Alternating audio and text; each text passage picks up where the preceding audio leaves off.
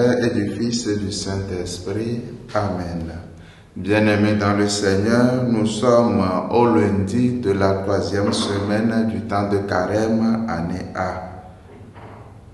Que l'Esprit du Seigneur dispose notre cœur à pouvoir écouter la parole de Dieu. De l'Évangile de Jésus-Christ selon saint Luc. Dans la synagogue de Nazareth, Jésus déclara: Amen, je vous le dis, aucun prophète ne trouve un accueil favorable dans son milieu. En vérité, je vous le dis, au temps du prophète Élie, lorsque pendant 3 ans et demi le ciel retint la pluie et qu'une grande famine se produisit sur toute la terre, il y avait beaucoup de veuves en Israël. Pourtant, Élie ne fut envoyé vers aucune d'entre elles, mais bien dans la ville de Sarepta, au pays de Sidon, chez une veuve étrangère. Au temps du prophète Élisée, il y avait beaucoup de lépreux en Israël, et aucun d'eux n'a été purifié, mais bien Naaman le Syrien. À ces mots dans la synagogue, tous devinrent furieux.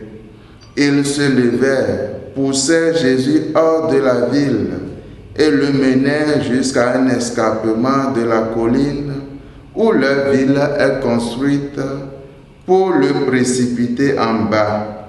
Mais lui, passant au milieu d'eux, allait son chemin. Acclamons la parole de Dieu.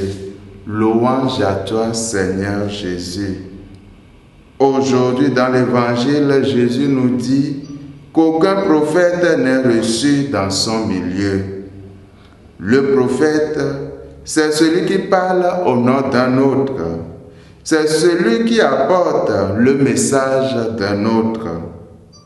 Jésus est le prophète par excellence, le sauveur attendu. Toutes les prophéties s'accomplissent avec lui. Mais comme à l'époque d'Élie et d'Élisée, Jésus n'est pas bien reçu parmi les siens, puisque ce sont eux qui, pleins de colère, l'ont jeté hors de la ville. Nous aussi, par notre baptême, nous sommes devenus prophètes. Et comme prophètes, nous avons l'obligation d'annoncer la parole de Dieu. Pour ce faire, comme le dit le pape François, nous devons écouter la parole avec une ouverture sincère, la laisser toucher notre propre vie, car si nous ne consacrons pas du temps à cette parole pour prier, alors nous serons des faux prophètes. Frères et sœurs, en tant que disciples de Jésus, nous devons être conscients que de même que Jésus a connu le rejet, la colère et a été chassé, cela nous arrivera également dans notre quotidien. Puisse le Seigneur nous guider et nous accompagner sur notre route de prophète. Que Dieu Tout-Puissant nous bénisse et nous garde, lui qui est Père et Fils et Saint-Esprit. Amen.